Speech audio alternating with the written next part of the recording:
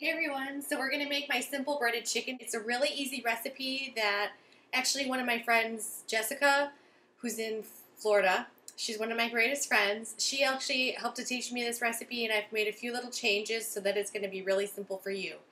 So you need a few ingredients for this recipe.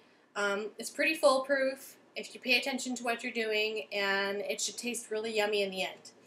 First we're going to need, I've gotten some thinly sliced chicken breasts. They're boneless, skinless. They're thin sliced. You could even buy regular chicken breasts and sort of pound them out with a mallet to make them thinner. But this makes it easier to cook them, so you don't have to fry them for as long in the oil. So you get a little bit less oil in the breaded chicken when you're eating it. And they don't cook as long, so it's easier to make sure that the chicken is done without burning it when you're breading it and frying it in olive oil. And then the breading that we're going to use is a really simple breadcrumb. I'm just using Progresso breadcrumbs Italian style. So this gives it some flavor so that you don't have to add so much seasonings yourself. You could easily buy the plain one and just jazz it up however you like, but I find this is just easier to start with. I'm going to add some garlic powder to the breadcrumb. And then I'm going to also add a little bit of salt and a little bit of pepper to the seasoning mix as well. We're going to need 2 eggs, sort of to coat the chicken in first and then to bread it so that the breading sticks a little bit better. You're going to need some olive oil. I just use the Bertolli Extra Light. I don't like my olive oil to be super strong in flavor. So the first thing that we're going to do is I have a cup of breadcrumbs that are sort of measured out in a measuring cup, and I'm going to put them on a plate. And then I'm going to take a 1/4 teaspoon of garlic seasoning for my dry mix. And I might just add a slight bit more because I like it really garlicky.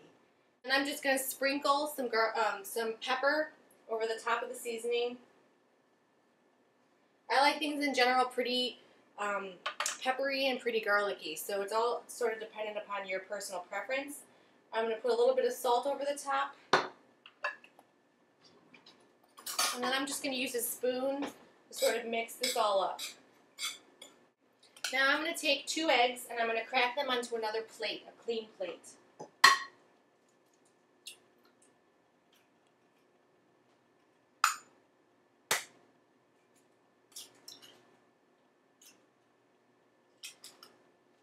And I clean my hands because I touch eggs, so I don't want to get eggs all over the rest of the produce that I'm going to use later. So I'm cleaning my hands. I'm going to take a fork and I'm going to sort of scramble the eggs on the plate.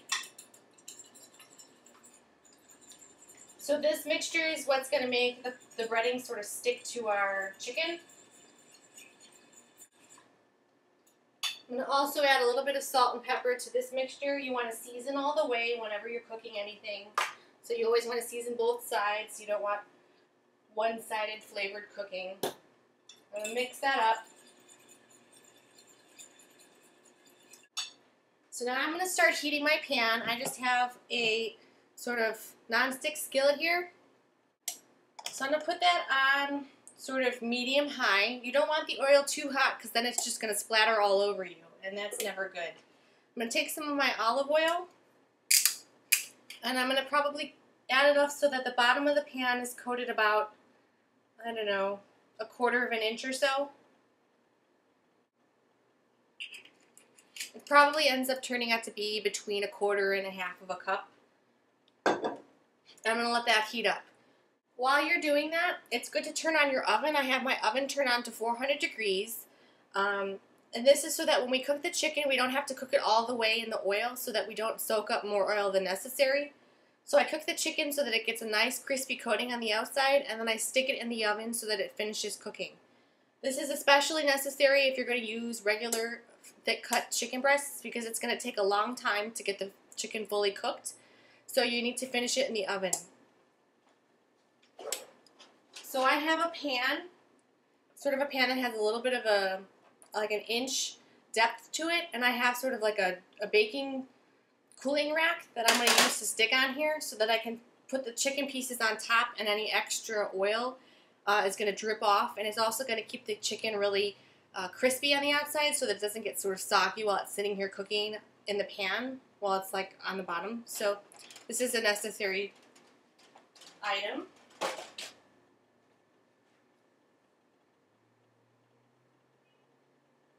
So I can feel that my pan's getting hot. I don't want it to be too hot when I add the chicken because then it's just going to splatter everywhere and make a mess and get stuff all over me, which is not good. And it's also going to probably cook the chicken too fast and you'll end up burning it rather than cooking it and getting it crispy outside. One way that's good to test if the oil is ready, I've taken a little bit of the breadcrumbs in my finger and I'm going to sort of lightly put them into the oil to see if it's cooking. And what you'll see is that the breadcrumbs are going to get like little bubbles around where you put them in. And that's going to tell you that the oil is hot enough to put your chicken in. So I think we're getting there. We're pretty close. So now I'm going to take my chicken pieces out of the package. And they're these nice sort of thin little pieces. And first I'm going to dip the chicken in the egg mixture and then I'm going to dip it in the bread mixture and make sure it's all coated and shake off any extras so that it doesn't just burn in the pan. So I'm dipping. I'm going to let it sort of drip off the excess and then I'm going to put it in the pan. So I'm going to keep one hand that's clean of breadcrumbs so that I don't end up making myself a breadcrumb mess because it ends up just sticking all over your fingers. I'm sort of rotating this chicken around in this breadcrumb mixture until that I feel it's sort of fully coated. I'm going to shake off any extra and then I'm going to lightly dip it in the pan. So it's got a nice little sizzle going. I don't know if you can hear it. I'm going to keep doing that to the rest of the piece of the chicken.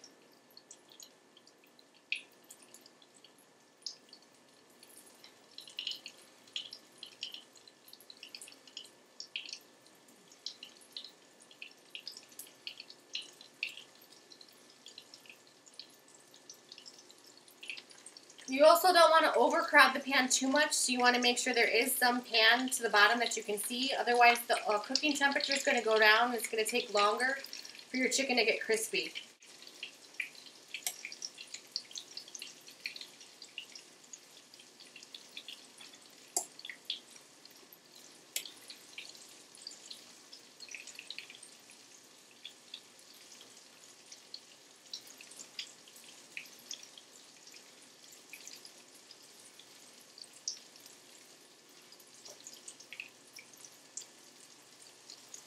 Alright, so I've got 3 pieces in there. I'm going to stop adding now and I'm going to let those cook. Alright, cleaning my hands is a really important step when you're cooking with chicken because you don't want to transfer salmonella to all the other utensils that you're working with in the kitchen. Alright, so the first side is definitely done. It's ready to be flipped.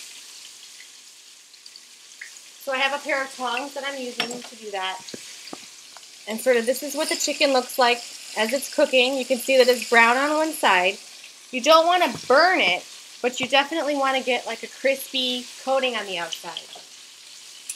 You can always turn your oven down a little bit if you feel that it's too hot. You also don't want to play with it too much because if you do that, then the breading's going to start to fall off. So you really just want to flip it once on each side and then take it off. And we're going to cook the rest of it in the pan in the oven. So I've got my tray here, it's ready to go.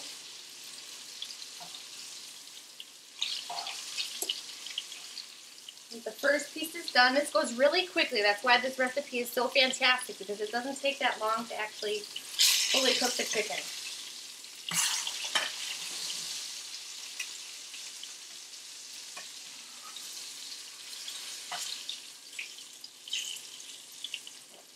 So I'm taking the pieces off. They've got some nice color on them.